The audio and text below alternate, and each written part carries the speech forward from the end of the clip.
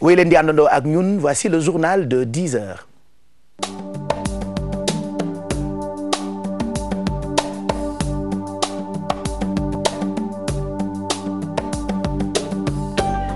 Bonjour à toutes et à tous et bienvenue à ce bulletin de 10 heures. Deuxième jour de visite du président Macky Sall à Ziguinchor. Le chef de l'État et son homologue gambien sont attendus ce matin à Ferefegné où ils doivent procéder à la pose de la première pierre du pont ralliant le Sénégal à la Gambie. Ziguinchor, nous y restons pour parler de la réception des 2 nouveaux bateaux Agen et Jambon. Le prix du transport passe désormais de 10 500 à 100 000 francs CFA.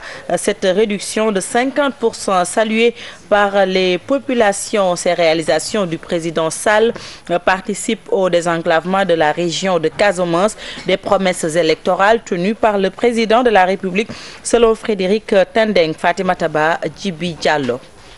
Ziguinchor a reçu ces 2 bateaux, Agen et Jambon, inaugurés ce jeudi par le chef de l'État. À cela s'ajoute la chambre frigorifique et la route nationale numéro 6 en construction. Autant de réalisations qui participent au désenclavement de la région. Si le chef de l'État parvient à faire en sorte qu'il y ait 2 bateaux qui viennent s'ajouter à Aline Sitoé Diatta, ce n'est que bénéfice pour les populations de la Casamance qui vont s'en réjouir. Parce que selon les informations que j'ai eues, ces bateaux sont essentiellement faits pour le fret, donc pour permettre aux opérateurs économiques de la Casamance, pour permettre aux gens qui veulent faire du commerce avec le reste du Sénégal de le faire sans problème, et également aux camions qui peut-être pourraient passer des jours entiers à la frontière avec la Gambie, de ne plus le faire parce que les bateaux là peuvent amener des camions avec eux. Le président Sall disait faire de la Casamance sa priorité et selon ce journaliste, il est sur la bonne voie, ce qui peut même se répercuter sur ses chances d'être réélu. Le chef de l'État, comme je l'ai dit, a été élu sur un programme. Il a fait des promesses aux Casamancais qui ont jugé que cela valait la peine de le lire. Naturellement, ils vont au moment du bilan, ils vont tenir compte des réalisations qu'il est en train de faire. Mais les Casamancais attendent surtout des avancées dans le domaine de la paix par rapport au conflit qui dure depuis plus de 30 ans en Casamance. Donc tout cela, au moment venu, va naturellement compter énormément pour le bilan de Macky Sall qui veut se faire réélire en 2017. Avec cette tournée économique, Macky Sall marque des points aux yeux des spécialistes. Le président Sall poursuit son opération de charme dans le sud du pays, frappé par un conflit armé depuis plus de 3 décennies.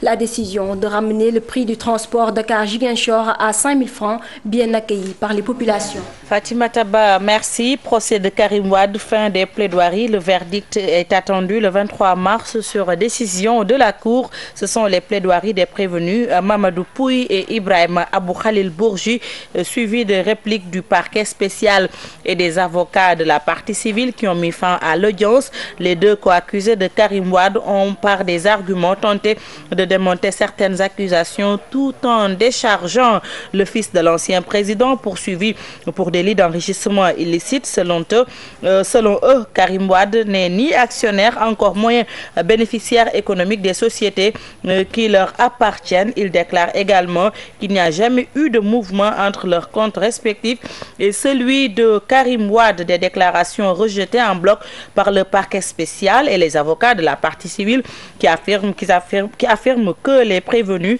ne font qu'esquiver les vraies questions pour finalement essayer de détourner la cour de l'évidence, un exercice périlleux voué à l'échec. Selon le substitut du procureur Antoine Diom, les prévenus ont en outre déposé des notes de plaidoirie qui vont être examinées par la cour. Nous y reviendrons dans nos prochaines éditions. Et puis Maître Souley Makodou Fall fustige l'attitude de certains de ses collègues et parle d'un boycott qui n'existe que de nom. Vous l'avez compris, il fait allusion au boycott des avocats de la défense. Ce conseiller de l'État invite ses collègues à venir à la barre défendre l'intérêt de leurs clients qui risquent selon lui des peines lourdes. Reportage Pape Nderifal, Thierno Laurent Mendy. Retournement de situation spectaculaire de certains avocats des co-accusés de Karim Wade. Selon Maître Souley Fall, il faut parler de 3 catégories d'avocats de la défense. Il faut les diviser en 3 groupes.